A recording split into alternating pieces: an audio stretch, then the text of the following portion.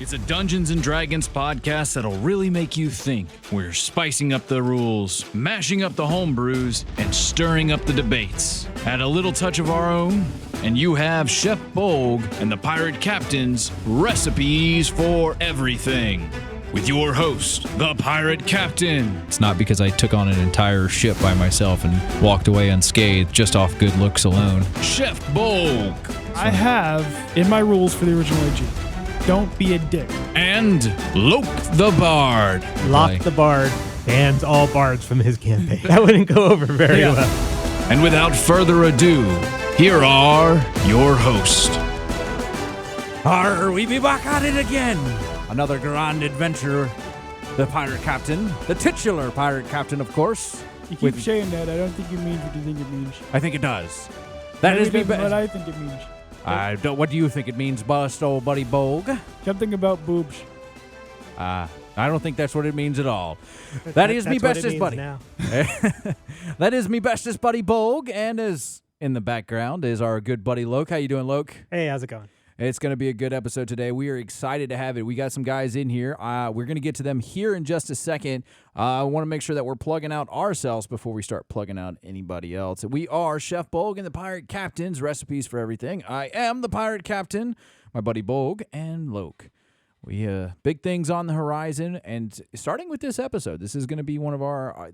I'm looking forward to this. And if you guys were looking at the Facebook today, you probably saw our little tease about what it's about. It's going to be good. Make sure you guys go find us on Facebook. You can find us at Chef Bolg and the Pirate Captain's Recipes for Everything on Facebook. You can also email us, bolgandpc. We're working on bolgandpc@gmail.com. We're working on the YouTube. We are also working on the website. Things are coming along. It just takes time. Time and money. That's why we have Mr. Producer, he's here today. This is his first episode with us, but we will get to him on another episode. Way down the line. So, with that being we don't let him talk. No, that's not a producer's job. When we do let him talk, it's usually very little. Loke taped his mouth today. Oh, good job, Luke. Good job. You give that job to Bolg, and that's his one job. And Bolg has experience with bondage, so you know what? No, we're not going there today. With us today from the Red Dragons Workshop Studios. Make sure you get that name right now. Red Dragons Workshop Studios. You're going to want to go find them on Facebook. We're going to link to it on our Facebook for sure. We have William Shepherdson and Bryan Havens with us. Welcome to the podcast, guys. What's up? Hey, thank you. No, we appreciate you guys coming in. We found you guys about a month ago when we were at the Largo PlayCon, and what you guys do with 3D printing is amazing. We already posted the statue to our Facebook, and we're looking forward to getting other stuff from you. So we're going to be talking 3D gaming, immersive gameplay. We are, in terms of what you guys have and in terms of what we have, we're chumps because we have like little pre-bought miniatures and giant tokens that just have 1 or 2 written on it. Yeah, we use a dry erase battle map to draw on, and literally our tokens have the number 1, 2, 3, 4, 5. So it's bad guy number 1, bad guy number 2. That's one of my favorite things about doing this show is bringing in, like when we brought in the module designers, because when I DM, I never use modules. And to bring in how people play the game differently is one of the most fun things for me. And I'm excited about this episode because somebody who I love watching on the YouTube videos when they have the big, beautiful miniature models for the battle that they're about to go into. It's just something that we've not managed to do in our home games. No, man. They're home games. Have you? When we were at the Largo PlayCon, and you guys saw his actual maps? He's actually got a little, like a whole pre-designed little dungeon built, and it actually had like secret trap doors. Yep, secret doors, secret traps. There's so much you could do with this stuff. And I love that when you did the one you had on display there anyway, I'm sure you do it with other ones, it was kind of modular. You could change the way. Correct, yes. All the pieces are interchangeable, so you could do a round room, square rooms, it doesn't matter.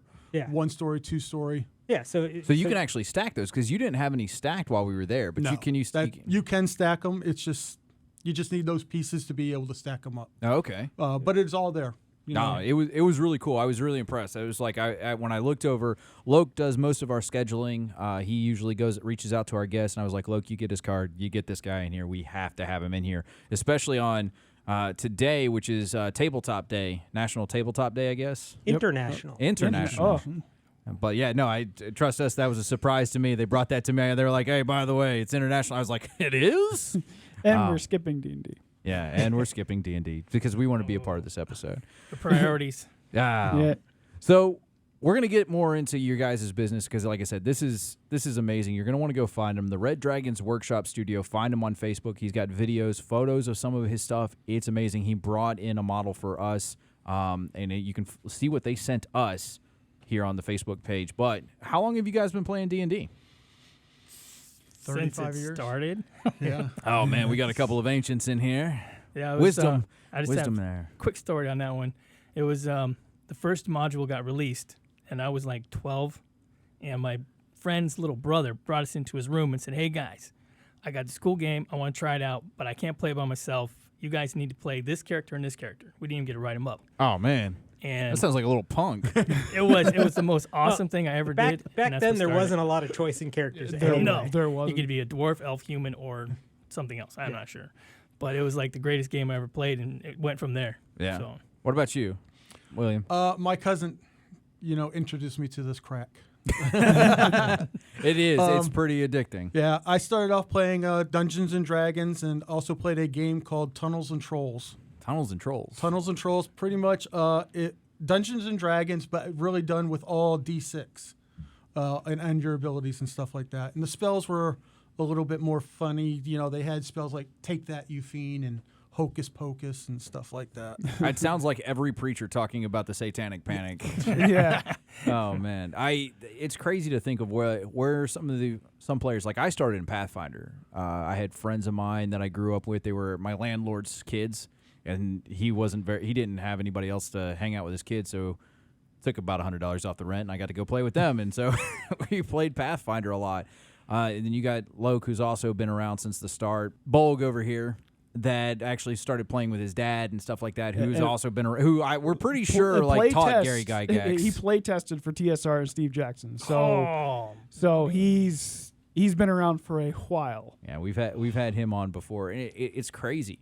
So, did you guys think when you started playing that you would be building miniatures for your game in the scale that you guys do? No. I mean, and this is something fairly new for us. I mean, probably the last 2 years? yeah. I mean, you go back 2.5, 3 years ago, and we were doing the dry eraser board thing too. Thinking there's got to be something better than this. Oh, and I didn't want to spend the time building it myself. I do have a full-time job. Yeah, no, I can imagine. Like it's already tough enough to be a DM, which you actually are too, aren't you, Yes, William? yes. And we're going to talk about one of your stories in a bit. But to be a DM and plan that out and mark it with your life, but also to build the detail on these figures is amazing. Like it's all scales are shown. We saw the dragon. Right now I'm looking at the Chimera on the Facebook page, man. That's amazing. There's it's almost like you can tell the leather in the wings right there, the tail, the detail in all this. And how do you do this? That piece right there, that piece was printed in 8 different pieces. It's a solid piece, just like the other ones. Unfortunately, the base wasn't solid because it was going to cost $40 in resin to print that base. Man. So I had to hollow it out. And it's just you go out and you get the STL file from either whoever's designing it. That one particular piece is from Loot Studios. So what's the total cost of printing on that usually? On that piece, because it's solid, cost-wise, it's probably somewhere around the $40 mark. You've got some a really impressive detail. So that's the Chimera. Make sure you guys go find these dudes. Reminds me of Zod the Immortal from Berserk. Red Dragons Workshop Studio. And that model is probably at 150 millimeters. Usually they come, the 28 to 32 to 75, but that's too small for me sometimes. I got to jump them up 100%, 50%. I got to go stupid with them. It sucks, man, because right now I'm looking actually at the dungeon scene. This is actually a photo from your table when before we walked up, because I know Bolg would have crashed through everything. It's the door. I can't do a good Bolg. Bolg, do it for me. It's your door. There you go. Bolg, that's a wall. Yeah, that's a dungeon we played in on his tabletop. And there was 4 of us, and we walked in this room, and he goes, "There's this beautiful maiden. She's chained to the wall." And we're like, oh, "Okay, let's let her free." And she's going, "Help me, please help me." So then I'm like, "Wait a minute, something's wrong." He's like, "Please." I want to see William's version of the "Help Me, Princess." Come on, William. Help me. Yeah. Help me, please. Very breathy. Yeah, no, I understand completely. Yeah, something's wrong with And as this. soon as we freed her, she almost killed the whole party because she Oh, was man. something bad. Yeah, the guy that freed her, she whispered in his ear. It's like, he told me you would come. Things are chained up in the dungeon for a reason. Come on, you don't just let random stuff free. Difference between Loke and I on that. I told you he would. He told me you would come. Okay, did he tell you I would kill you? And then Loke is like, I haven't come yet.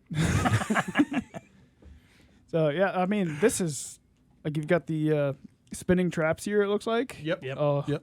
The doors spin, like the walls spin. That's the crazy thing about it. Is actually the wall. It's a trap wall or like a trick secret wall, passage. secret It's passage. a secret passage. Well, you could actually just pick it up and move it to allow you to get into the next room.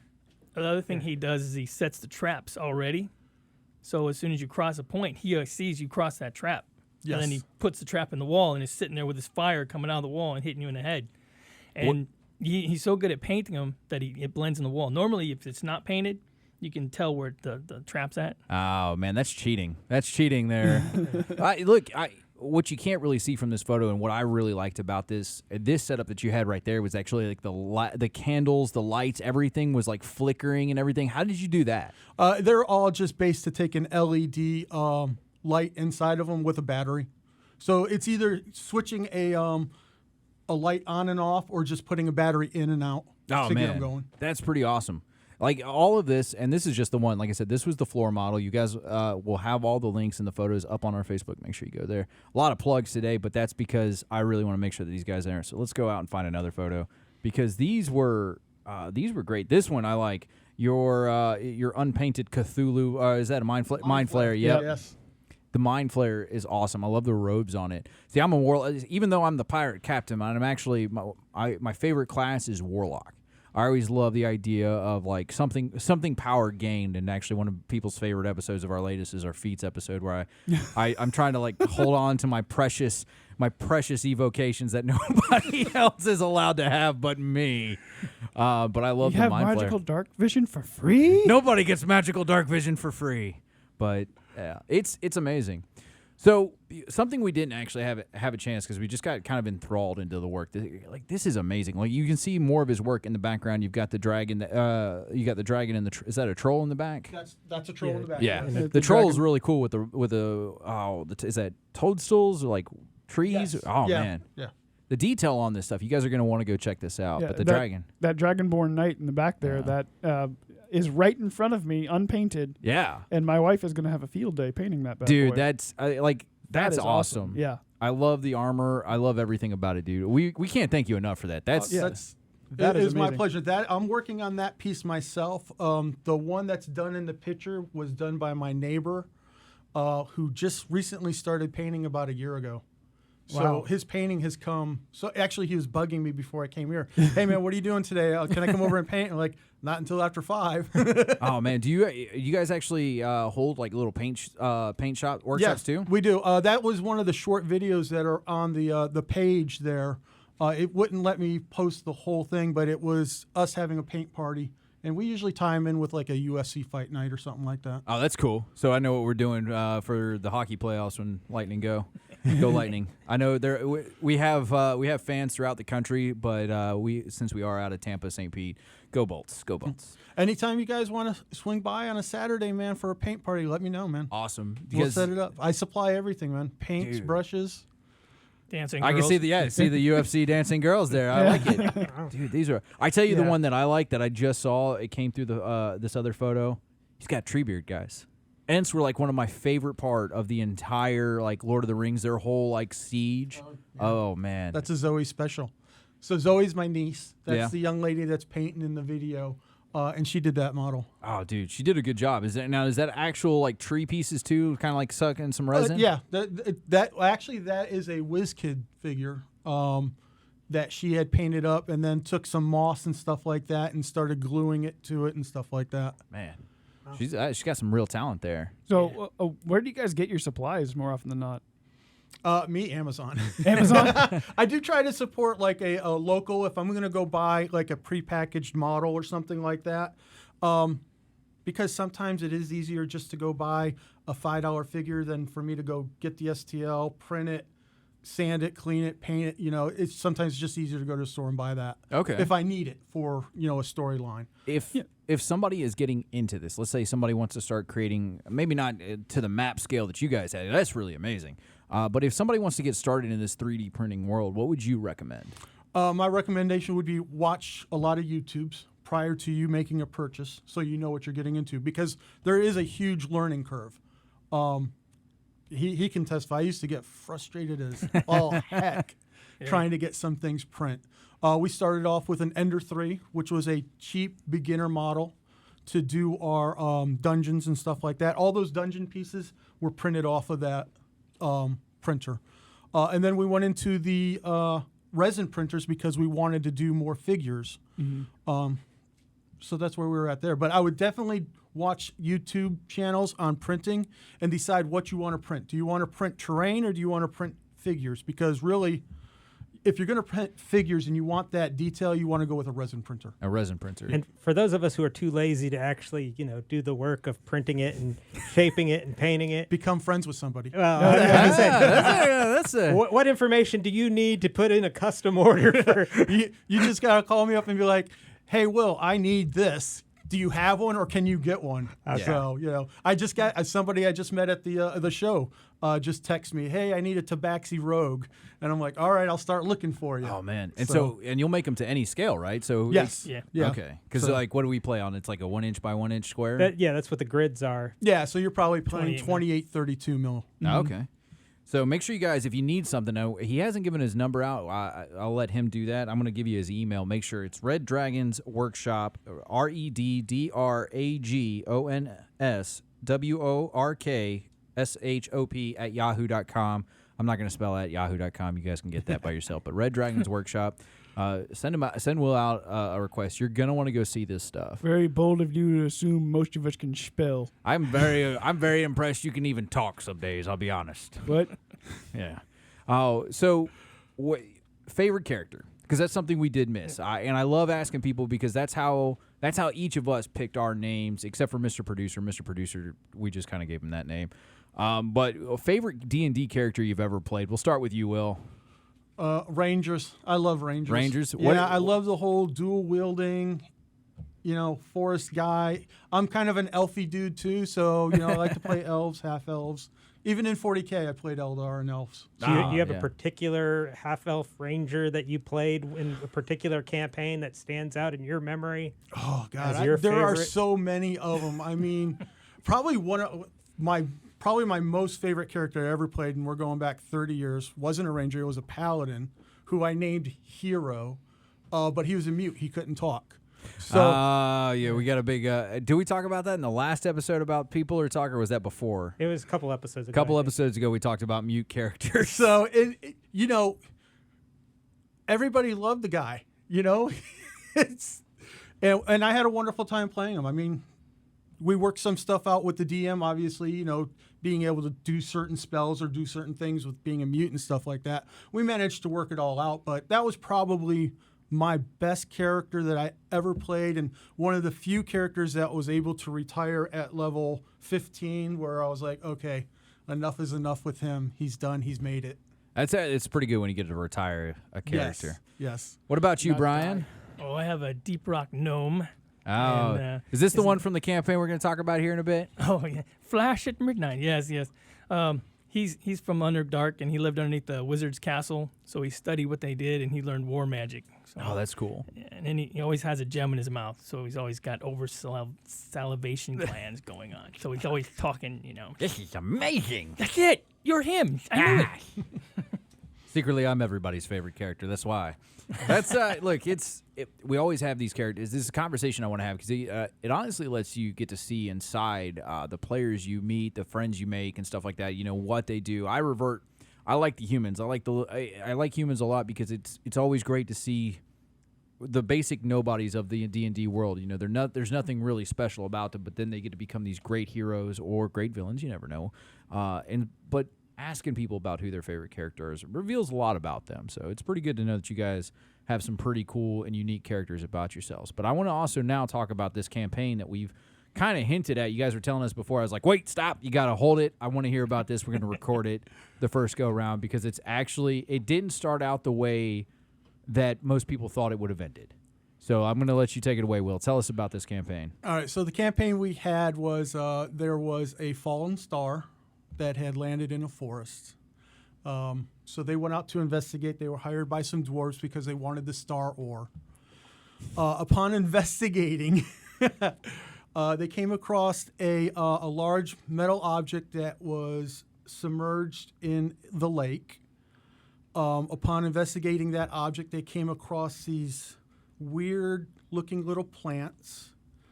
I think it was your son was the first one who decided to, hey, I'm going to go touch one of these plants. He was a big giant So Goliath. he runs up and starts investigating the plants, touching it. It opens up as a nice little flower, and then on the inside of it, there was a face hugger. They get xenomorphed. So that kind of proceeded to freak everybody out in the group because everybody then knew what the heck was going on. Oh man, when that player knowledge starts kind of like getting a little bit too much right there. Yeah. So I mean, he wound up Biting off the impregnating appendage. the appendage. okay. Yeah. I believe one person did get it though, and you had to use a restoration spell Yeah, we had to cure him. Cure him after the alien escaped. Yep. Oh, so it did escape. So it actually hatched. Yeah. Yes. Oh yes. man. So and then they found a cave. Inside the cave, obviously, were more aliens, and the queen was a green dragon that had been taken over. So she had actually been impregnated. So the new queen had green dragon traits, wings. Oh, that's awesome. And man. It's instead of nasty. just bleeding acid, she was able, with her poisonous gas, to become more corrosive with a poisoning. And you just want us to fight their mimics there, Loke. I have never used a mimic in my campaign. I know, Thank but you. I That's just- bulk. Oh, that's right. So, and I did make the alien creatures up on D&D Beyond. Oh, really? Yes. So we can actually find you on D&D Beyond too. Yes. Awesome. That would be under, I think it's under WRS Dragons, isn't it? Yeah, WRS Dragons. Cool. See, and it's something I've brought up on the show many a times. There is no copyright on the game table. You could steal aliens trademark As long as I'm not going to go fight a intellectual princess from a property blown-up universe. and bring it into your home game. As long as you're not publishing it, great stuff. I don't know. I think that one's kind of like vivid enough that he could get away with it. Like that's pretty cool. But he could. That's the point. He doesn't have to get away with it. And your home game, you can use whatever intellectual property. I steal stuff from Star Wars.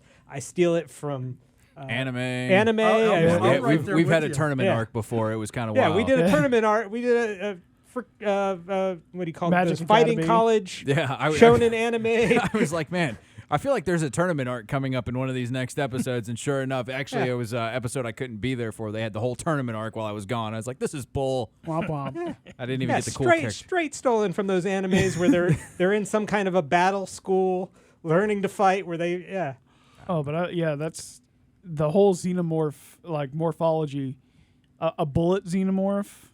Oh, Oh, man. Yeah. A Mind there's- Flayer I even xenomorph. downloaded some video from the show of them hissing because one of them was stealth, and I played this in the character's ear. This is what you hear behind you, Yeah. and it's just a video clip of the thing just hissing. Man. just the idea of giving a monster the acidic blood Yeah. of a xenomorph, like xenomorph infected your dragon. Your dragon now has acidic blood. Anytime you damage it, you've got to make a dex save or you're taking splash damage. You give me PTSD Boom. over the game already. and then I can just imagine it. You've got all these xenomorphed D&D creatures, and then you hear this clicking, and then 3 little red dots appear on you, and you're like, oh no. What's that clicking We noise? did not go to that part yet. Yet is the important word there. All right, Brian, what level are you when you were facing that? I think I was level 7. Oh, you guys were what? It was a large party though. We had Yeah. Okay. about We had 6 or 6 of 7 us. people in there. That's so- right about the sweet spot for Yeah, most games. it yeah, is. it's about our size. It that level there was good enough for them to be like, okay, we really got to think about what we're doing, because if we do too much, we're in trouble. Yeah. But we're not just going to walk through this. Yeah. And I always tell them, I'll never put you in a spot to where you can't get out. You just have to think through it a little bit. Man, he's nicer than we thought, because some of you guys are nicer just than me. Yeah, some of you guys have been like, I'll "What?" kill you. I don't care. We've had If characters we die- if you die. wanna do Oh, yeah, something- characters die. So there is a rule in the house. If I ask you 2, maybe 3 times that that's what you want to do, Yep. then really you should be saying, no, that's not what I want to do. But if you're going to say, yeah, that's what I'm going to do, then you're going to, you're going to win that stupid prize. Well, there was a one shot I ran where like it was a bunch of level 1, 2, 3 characters, and they come into a big open room. Problem number 1, they're bunched up at the entrance. Problem number 2, they know there's a magic user there. And problem number 3, they don't then disperse. So yeah, a fireball is going to go off at the back of them and take out a lot of them. Yeah. I didn't feel bad about it. That was their fault. I don't know. I killed Pirate Captain 6 weeks in a row. His son killed the whole party. What did your son do that one time? Oh, he had a necklace of fireballs, and he blew them all up on the ship at the same time. And there was a wooden ship in the middle of the ocean, Aw. and it sunk. And we died. That was one of those things. You're going to throw all of those necklaces at once Yes. in an enclosed area. Yes. That's what I want to do. You're sure? Yes. Yes. You're absolutely sure that's what you want to do? Yes. Okay, roll the dice. Oh man, I like his bravery in that one. That's something crazy. We have a guy Bolg's dad, Nigglewort. Yeah, I know. He that seems like something that he would have done. Yeah. Yeah, Using a lightning whip to try and save a little girl from around the bad guy holding her when there is an evocation wizard Standing on the second story. right there who could just go burning hands, and I don't hit the little girl. Why are you whipping them both? because things. I'll Nigglewort. We'll have you back in to defend yourself. Probably not. But I like that though. He's definitely a lot nicer than some of us, because if things stall out as a DM, if things stall out for too long, what I'll do is I'll just start taking what they say. If they're not doing like, hey, this is all out of character, they're like, oh, I'm just gonna go up and knock down the doors. Like, all right, cool, roll. And they're like, what? No, I didn't want to. Nope, you got it. It kind of helps gameplay going, but at least you're nice enough to give them the chance to like, are you sure? You're sure? You're sure? You're kind of like talking to a 3-year-old. Your character's intelligence is 14, so he's not an idiot. Let's think this through. What do you do when Bolg's intelligence is a 6? Turn around, Bolt. Turn around. Oh, you can't even give him directions. That's when Trust he me, I've spins in a tried. circle and then keeps Yeah. going forward. It only gets worse from there. I love having like dumb characters. Like you need the dumb character, but you also need that highly intelligent character that's just like The dumb ones are the comic relief. They are absolutely. It's all about party. When your entire party has an average intelligence of an 8, you're in trouble. But you can't overthink it. Look, we've got guys that are like 16 intelligence and they're playing it like they've got a 2. Trust me, I've watched chickens out there that are beating them at checkers. Oh, it's brilliant. It's brilliant what you guys can do though with, like I said, reskinning a monster to create it. Not, I wouldn't even say it reskinning, because it's kind of like a unique way to do it. I don't think I've heard anybody else go out and put a xenomorph into a green dragon, let alone anything else. How often? And I want to get back to what you guys are doing, because, like I said, the stuff that we saw at the Largo PlayCon was amazing. The different, the models, the textures, everything. Just from the picture alone, you can see the multitudes. I can see the doors. They look like actual doors. The owlbears look like actual owlbears. You can see like the feather detail on it. The paint job that you have on this is amazing. Yeah, I've killed them. Yeah. I rode one. It was my mount was Mr. Bitey. I cut his eye out because I was an Eye of Grumsh, so I cut his eye out to join my ranks. He fought back, but then he was my bonded mount for the rest of that campaign. You tame Nice. now. Yeah. Yeah. But and these are the traps that you guys were talking about. So these would pop out of the ground. It's kind of like one of those like training dubbies that spin, but it's got the knives on it and stuff. Yes. Oh man. And the knives, he would put the knives in to show the length and the distance they were of you and how you had to get out of them. But he also had gas that would explode from the walls. He has fire that comes out of the walls. He has spikes that come out of the ground. He has turning blades that come out of the ground. And all this is hidden in these dungeons. How do you do that? How do you hide them? On the side walls, I didn't have any for this display, but on the side walls, there's one tiny little brick that comes out of the walls, and then you insert either a gas being shot out or a fire or a liquid. So you could really just take that one brick out and then put that in there to show that. Now, how hard is that to do? How hard is that to do to keep the gameplay going and stop? It's not that. It's No not stop. really that difficult. I mean, you got everything right off to the side. I tried to keep stuff in a box or maybe in the next room where I was like, okay, guys, wait 1 second. Go in, get everything I need, and I start switching out tiles. Oh, man. And like I said, the tiles are just magnetized on the floor so they're not interlocked with each other. It just makes it easier for me to pick up one tile and put a new tile in. And once again, that's his own idea to put the magnets on there so they didn't come apart. Because normally it was clips. And those clips would you Then you break would have the to take pull and things your whole thing apart. would fall out. With the magnets, You're it hearing just comes out and goes back on. You're hearing it first. Red Dragon's Workshop Studio, they use magnets. Anybody else who uses magnets, it's a copy of them. Yeah. Yeah, copy.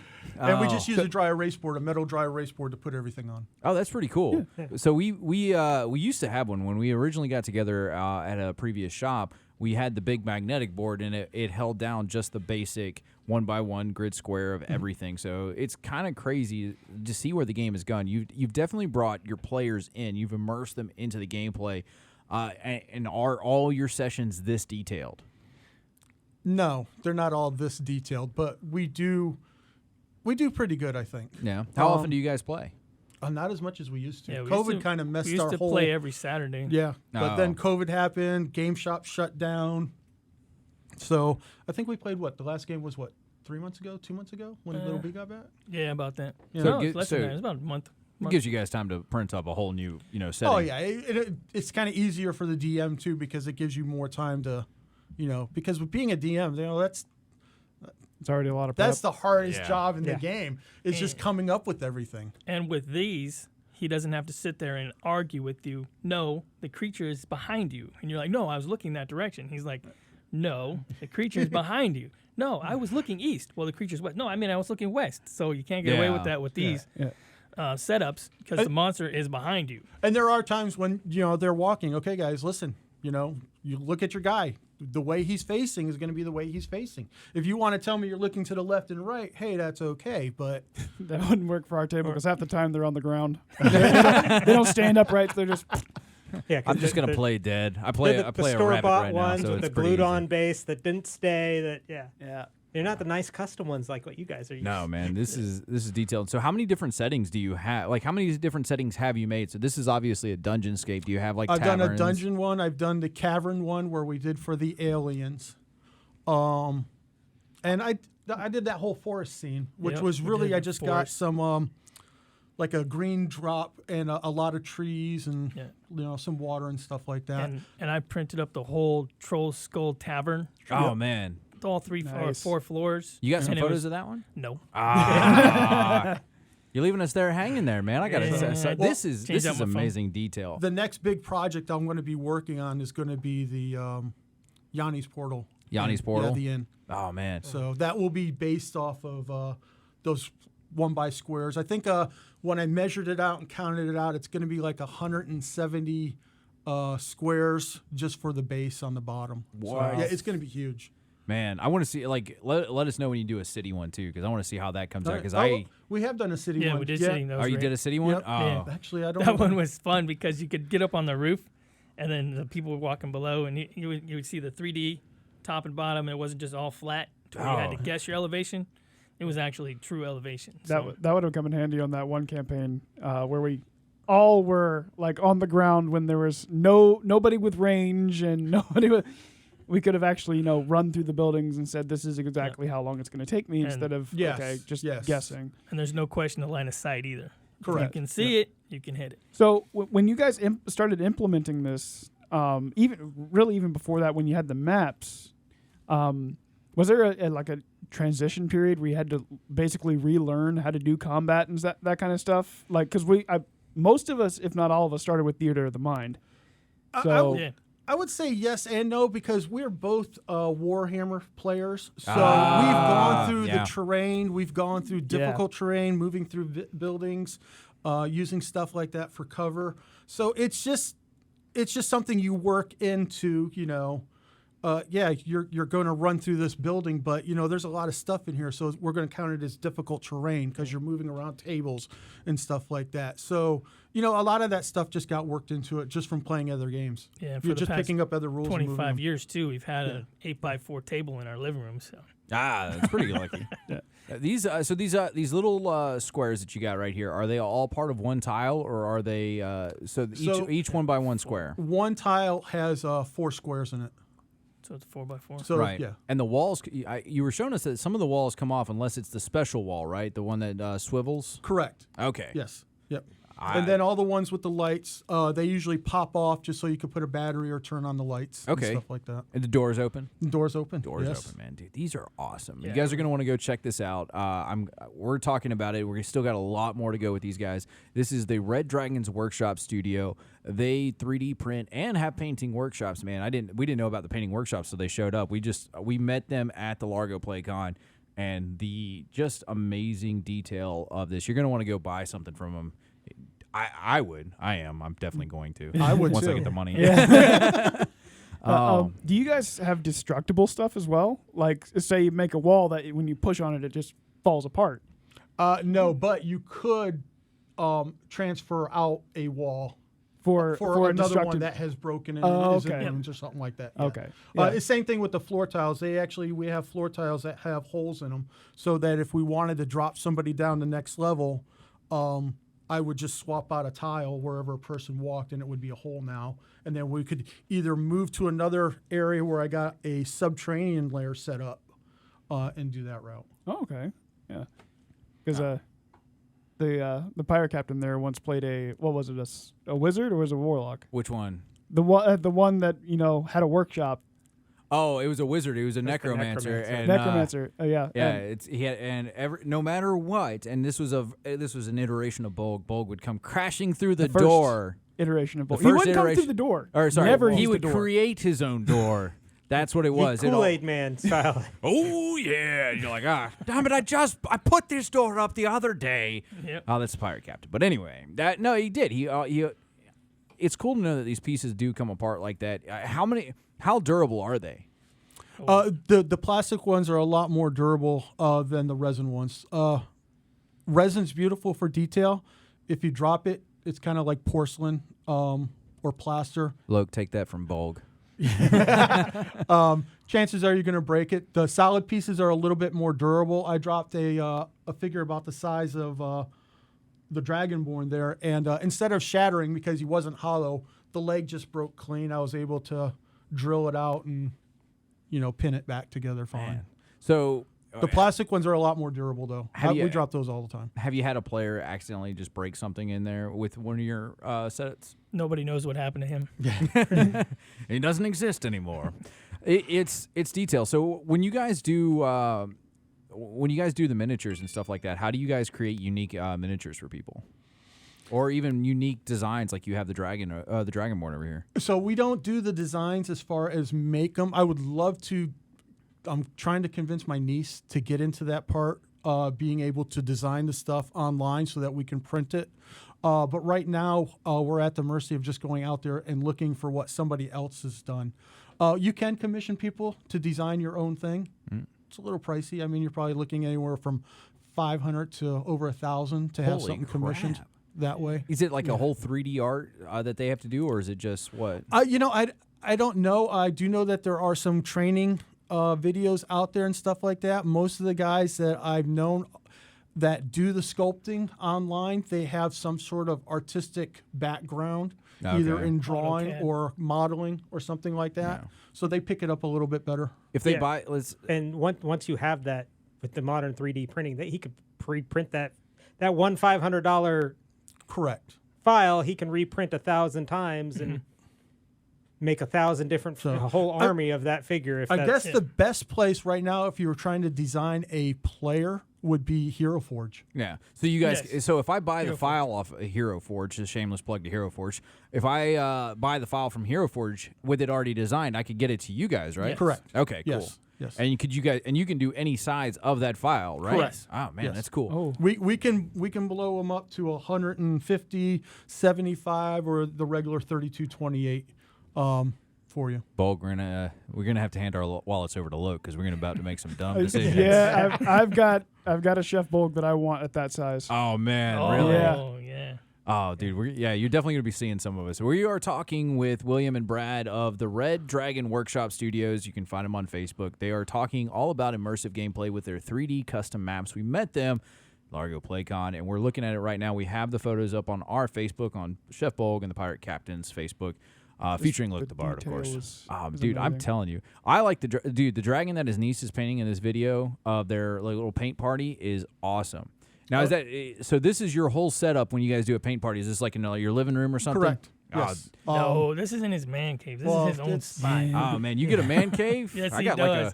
like a man dog kennel is what I got. My girl said you're going to be regulated to that. This man cave is one of the best man caves I've seen in my life.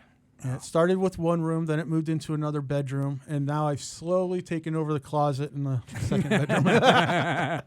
It's awesome, man. And you're really right. It does look like you've got all the paints, the supplies, everything you're going to Yes. need to it. So you Those definitely play mats they're Yeah. painting on. Yes. So I have play mats. I bought a lot of play mats. I get them at discount sometimes, and I just use them for paint mats so that everything mean- stays in your one little spot. And if you spill something, It's less awkward than going door to door for your neighbors. Hey, do you guys have any cardboard boxes I can cannibalize? oh man. No, it's unique. So when do you guys ever post about doing your paint parties or stuff like that, or is it just you told your friends and I tell friends and stuff like that. I do have a couple of people that are texting me now regularly, like, "Hey, when's the next party?" or something like that. If we can get an invite. yeah? Did you get? But we invite everybody. I mean, it doesn't. It doesn't matter what you know. You're going to learn something. Cool. Did you guys see a lot of success from being at the Largo PlayCon? Yeah. Yeah. I mean, for that type of show, one day show, it wasn't the largest show I've ever been at, but Being on the second floor. that was. I like the second floor. floor setting actually. When we kind of got up there, I was actually relieved to see more. I wish they would actually themed out the areas a little bit better and put D&D people together, and you'd have walked through and seen oh, this is all the guys that are talking D&D. We kind of arrived to it at the last minute. We were trying to get it. Bolg was trying to work something out that we could have been there and actually had our own little thing going, but I'm Found impressed. out about it too late. Way too late. Yeah, well, I felt like that they could have probably taken all of the tables they had upstairs and just redesigned the downstairs, and I feel like they had plenty of room downstairs for everything. Yeah, I could see that. That wall of gaming stuff could have easily been upstairs, and the people selling stuff could have been Downstairs. Yeah. downstairs. Yeah. Yeah. That Well, way you get the traffic coming in and going out. Yeah. Yeah. What other cool things do you guys offer outside of the paint parties and the 3D printing of the maps and minis? Do you guys have anything else that you is something that we haven't seen yet on your Facebook yet? No, just we do a lot of accessories. I mean, I print scrolls and I roll them up and glue them together. Oh, that's awesome. Yes. So I got a whole jar of little gems. Like I did a purple worm one time, and I actually drilled out holes and put these gems into his body and stuff like that. So I mean, we do a lot of different things like that, but I can do a lot of accessories. I can set up a nice table, a bookshelf, fireplaces, and stuff like that. What's your favorite thing to print? What's something that you just enjoy making in mass? The 150 millimeter figures. I mean, I really like those. Yeah, no, the detail on it and the exquisiteness of it, it's breathtaking, man. When I walked out there, I was like, "Oh, is that for us to talk about on the show?" He's like, "No, it's for you guys." I was like, "What?" No, it's awesome. I enjoy that. There's so much more. I'm trying to get my head wrapped around it. Just looking at the pictures. You guys got anything for him? Because like I said, what is the largest figure that you can make? That's based on the printed size that I have. Probably, I can't even say that. So that guy's 150 millimeter. I can make him larger. I still have a little bit room on my build plate to do that. But there are some creatures, like I got a red dragon that I tried to do larger. everything came out great except for the wings. Now the wings are too big for me to print on my printer, so I have to go buy a bigger printer now. So I finished this dragon. Oh, So darn it. Yeah. There are ways around that though. Like, could you print it in smaller parts and put Correct. them You together? could, if I wanted to, I could take that wing and go into a splicer and cut it in half and print 2 parts, but then I'm having to glue something that's kind of Thin. thin and fragile and try to keep it together. So it's better to have it in just one long piece, in my opinion. Okay. Yeah. Which is why we print all of our stuff solid too, only because, it's got that nice heavy feel to it and it's easier to put together. We could pin everything. Oh yeah, at that point. this guy's got some heft to him. Oh, yeah, that's awesome. He's Dragonborn. He should be. Yeah, and a lot of the mass-produced ones you get out there are very thin materials, very cheap. Like how often the sword is bent on one of those mass-produced. Yeah. I don't understand why people try to print the hollow ones. The cost for that guy being hollow compared to being solid, it's not that significant. It's not that much more.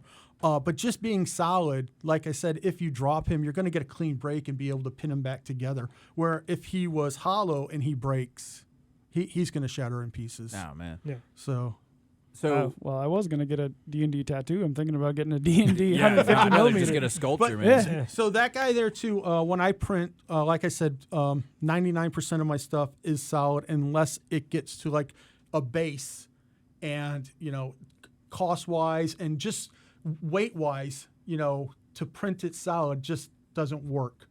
That and I print at 0.02 layer, where most people are pointing at 0.05. So what's is it 0.05? Okay, now I see. Yeah, so Smaller I'm number. putting in less layers to make everything a little bit more smoother. My layer lines are smaller compared to what other people are doing. Look at him talking like an expert. Like to me, some big dummy over here is behind the screen. I'm like, yeah, no, 0.02. That makes a lot of sense. Yeah, that's a good number. Good number. I So- thought bigger was Well, better. we try to print finer so that you get more detail and a smoother figure. Yeah, no, I'm telling you, guys, go check it out. Facebook on the Facebook, the Red Dragon. I'm gonna keep plugging this until the end of the episode. Red Dragon's Workshop Studio. Just go look at the photos that he has. Just from, and this is not even like an up close personal photo of this. This is you're probably standing back from the viewer's eye as a player, actually just looking down. And each stone tile is different. You can see the feathers on the owlbears. The traps look like traps. The lights, you can't see them flickering. When we were there, every light that was on this map flickered. You had other things that it didn't make it into this photo gallery, I don't think. But you had like the statues like we have right here, the Dragonborn statue, the ones you can see up there. The detail, everything about them is just awesome. So, Well, the cooler thing is if you call him up and tell him you want a certain room made, he'll make the room to what you want. Like if you want Xanther's lair, he'll do that. I want the Chef Bulg and Pirate Captain's recording studio. Let's say that. Give me the blueprints. Yeah, and we could include monsters if you want. I've done several rooms for other people where, hey, I want a Drow elf, wizard room. Okay, there's 2 Drow, and I give them everything that they need for that, already painted bookshelves and stuff like that. Man, that's wild. So Yeah, you'll and actually the pre-paint them scrolls. for him too. Yes. Oh, dude, that's better right, for right like, up my like I said. Yeah, we could do either or. We tell people, if you want the joy of painting it yourself, okay, great. Oh, I love to paint my stuff, but I've got the smoothest hands in the West right here, not shaking at all. This is sarcasm. I look sometimes like I do I look paint like like this where- well, what's his name from the The Waco Kid, The Waco Yeah. Kid. Yeah. solid as a rock. Yeah, this is my Perfect shirt, Man, man. that's me right there. Oh, so you paint all this stuff. You'll print it out, and that's and will you ship anywhere too? Oh, yeah. Oh, Yeah, cool. We don't have a problem shipping anywhere. Awesome, man. I just want to make sure that everybody has access to this because, like I said, when we saw you, and I know I keep referencing back to Larger Play Conference, that was the one time we saw you, and I had to go hunt down Loke, and I was like, Loke, I need you to go get this guy's card, get his information. We're gonna definitely have him on because immersive gameplay, it's changed the way people they're trying to do it into. There's this new game software out there. I've got early access to it on Steam. I can't remember the name of it. I can see it in my mind's eye. But you can actually build the 3D world and the players can move around in it. But this, it takes away from players getting to be in this. And I'm sure your players love being able to actually be a part of a dungeon that is ever changing too. Yeah, and a lot of guys, the Roll20s and the fantasy grounds and the online sphere where you get the dynamic lighting, shading, where they're trying to go for what you're accomplishing in a face-to-face game. Yeah, a lot of guys are making tables too, where they got the TV screen and they're pulling all that stuff up. And hey, that stuff is great, but it does take away from that 3D visual of getting down at table level, looking through the doors. And if you're not a computer savvy person, when COVID struck our game, we moved it online for a couple. As a DM, it was miserable for me to have to go through to make the dynamic lighting work. Even if I was uploading a map, you have to go through and trace every wall and every line and get it all to line up so that the minis will fit on the same. What I hate is the hours of work. What I hate is like there's this YouTube commercial that pops up for Roll20 trying to exactly do what you explain, and it doesn't tell you about all the complicated things. And it's this like cute chick, and she's like, "I take flight," and all of a sudden the DM's like, "Well, now there's bats that come out at you." I was like, "Yeah, but we all know." Versus this, when I look at this right here, I can see. I know exactly what I'm getting into. It can be better explained through you. You can say, yeah, it's kind of dark and dimly, and that I have to use a little bit of my mind's eye. But I can also say, oh, well, I'm looking around, and like Bryan said, you're not going to be able to lie and get your way out of this. Yeah. And even when you're doing the town, when you have the buildings and stuff like that, which is awesome because I could run somebody behind an alleyway, and now he's out of sight. They don't know what his next move is unless they have somebody that has eyes on him. Yeah, and that was one of the things with the Roll20. If Bulg decided to make his own door and take out the sledgehammer and break a wall down. Sledgehammer? Yeah. Just use my body. Well, stone wall. Sledgehammer body. Still, just use my body. Yeah. Breaks the wall down on those Roll20 maps. There was no quick and easy way you could just erase that little wall.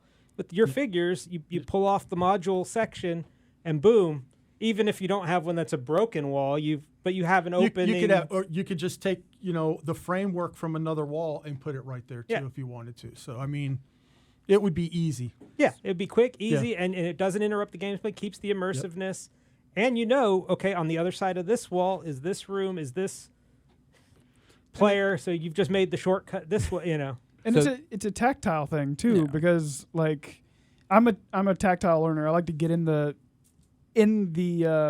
experience and do stuff with my hands. So being able to have something 3D that I can touch and feel is awesome. I really like the scented candles that have a certain smell, having the soundscapes in the background. Mm-hmm. We don't do that, which is fine. I mean, but it really adds the immersion. So having the last time he lit scented candles, he started giving everybody back rubs. The guy got awkward. There's one in every group. Always one, and that's our one. The goop candle, Gwyneth Paltrow. The goop candle. So what you guys are looking at on screen, because I see you guys are getting distracted by it. This is Tailspire. It's that game I've been referencing and stuff, and I always forget the name. And I think this is going to be as close to getting like a realistic version of what you guys almost have. And I still would prefer to play on like a created map by somebody who's done the hard work like you guys have. But this one, to me, is going to be better than Roll20. It's already they're designing it right now, early access. If you got this is a shameless plug at Tailspire. I'm waiting for it. But you can go in, and it's got the same way you got it. It's got the 1x1, and you can see if you can't see something, it won't appear on the map. I appreciate that. Like I've done the theater of the mind, and that's great. Especially if you're like I played overseas when I was in my last deployment. Me and a few friends got together. I actually wrote the story and played in the story for the DM to do. The DM was like, "I'm too lazy to come up with a story." I was like, "All right, I'll give you your story." So I'd write the story. He was the DM. And I actually played some kind of like trickster god, just to be like, oh yeah, everything's secretly being controlled by me. So it was actually kind of entertaining to do. It was very fun. He was the bard. That was literally his name. It was just the bard, and this is where my hatred of bards comes from. I hate bards. But I thought it was just me. Oh, it is just you. Now I see that game that you're looking at there. The closest one that I've played is Demio for the Quest 2. And you actually are in VR, and you're moving your token around, but you're only limited to so many spells you can do and whatever, and buy cards, and you're actually playing with other people.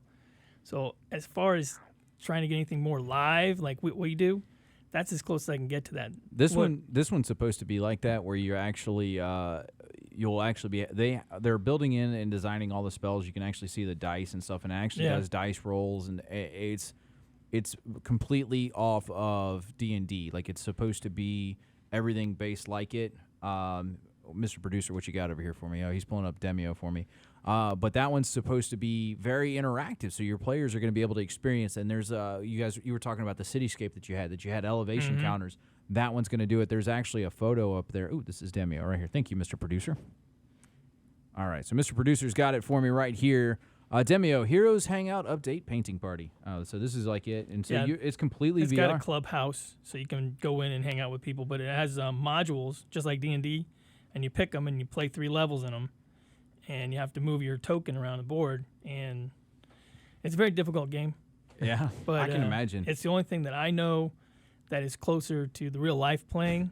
But look at these guys having so much imaginary fun. Yes, So someday we'll all be in VR, is what you're saying, right? Like a lit RPG. Oh, yeah. pretty much, yeah.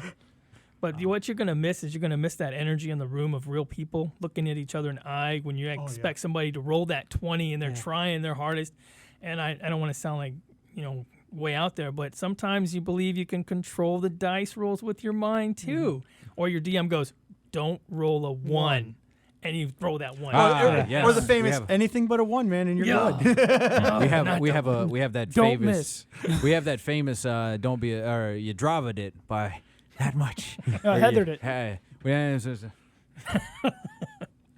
What? no names. Name's not associated with anybody.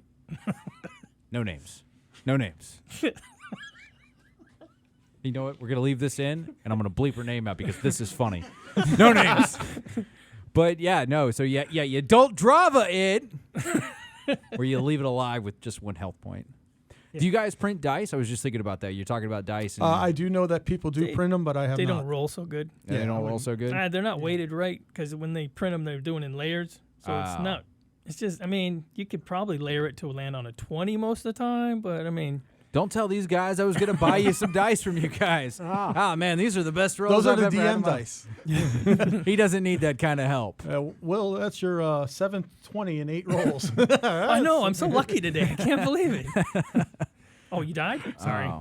Oh man, it's crazy, man. I appreciate having you guys in here today. I want to make sure we shout out you one last time because we're almost time's up for the hour. We've got Will and Bryan here for, and I want to say this right because it's a long name, Red Dragons Workshop Studio. You guys can email them, reddragonsworkshop@yahoo.com, reddragonsworkshop. If you missed that, rewind 15 seconds. I got you right there at yahoo.com. You guys, anything else that you guys want to plug out here before we call it for the episode? No, I can't think of anything. I mean, we're hoping to maybe open up a shop down at a local flea market, hold something for the weekends, do more of a retail type of situation, just so it's not all online. And like I said, we host paint parties. If you're local and, you're interested in learning something, reach out. Oh, absolutely. We're definitely, when you guys get that shop up, let us know, man. We'll have to do it. We're going to be plugging you guys in future episodes. You can't bring us something that nice. That dragon statue, like I said, Bolg's already posted that on the Facebook. You can't bring us something that nice. You guys, this episode's actually brought to you by Red Dragons Workshop Studio. Look, the detail, like, We'll bring some. I'll tell you what. We'll bring something every time we're on. oh, all right. For the next 3 episodes, we've got the Red Dragons Workshop guys. Oh man, it's like things like this it's pivotal, especially for new players. If new players could get their hands on things like this, I think it's gonna keep them around for further things. Having nice things like what you guys did right here. There's a better a view of all like some of the stuff that you had there at the convention. You did like the half bust and stuff like that. We got Loki Grogu. Yes. Oh man, these things are. It doesn't stop there. I mean, we could do Marvel, DC, anime. Really anything you want. All right, I'm getting an All Might statue. Big All Might fan. These things are great. I think having stuff like this. Honestly, I think probably new players to games like that would play on a map like this, they'd get spoiled. I don't think there's anything you're going to be able to do outside of this. That they'd go to another game and go, this is bullcrap. I was promised 3D printed worlds of owlbears and Craps. I will say at the con, I was kind of surprised that all of the younger kids that were totally wowed and amazed by some of the stuff they saw. I wasn't expecting that. Kids 9, 10, 11, 12, just blown away by what they saw and became very excited just looking at the figures. Yeah, because they're all tablet babies anyway. Yeah. Wow, So, man. Yeah, they're all very visual this generation. Yes. I mean, you don't get much more visual than actually getting to crawl through the map itself. So we met you guys at a convention. Any more convention appearances planned? Next year, we're hoping to do Tampa Bay Tampa Bay Comic-Con. We kind of dropped the ball this year on it. Yeah, so do we. Yeah, because it's right around the corner. And then just whatever small cons that are local. Trying to keep it all local. Yo, There's a local con coming up, Necronomicon. If you want to look them up, they're hosted by a great group that play D&D. It's a big sci-fi fantasy horror convention that has a D&D room that goes all night long. All right. Yeah, so shout out to them as well because we're hoping to make an appearance. Yeah, no, absolutely. Hey, anytime you guys are going to be anywhere, make sure you guys shoot me an email. We'll plug you out on the closest episode we can so that people know where to find you. We are the Chef Bolg and the Pirate Captains, recipes for everything. With us, we do have the Red Dragons Workshop Studio. Go find them on Facebook. Give them a thumbs up and a liking. It's very important that you do. You're going to want to see their stuff. They can do a lot of things for you. Email them, reddragonsworkshop@yahoo.com. I'm not spelling it out again. You can go find that earlier in an episode. That's a pretty long spelling. With that being said, it's good time to say goodbye. Goodbye, Bolg. Goodbye, Bolg. And then goodbye, Loke. See ya. All right, guys. Appreciate it. Have a good one. Thank you. Thank you.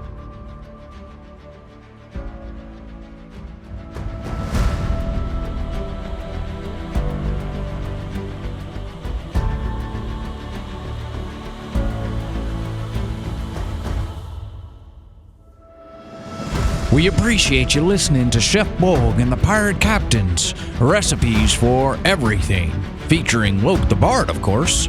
Make sure you go find us on Facebook to see what old concoctions Bolg is cooking up in the kitchen. And if you want your emails read, then email us at bolgandpc@gmail.com. And as always, happy adventures. Yarr.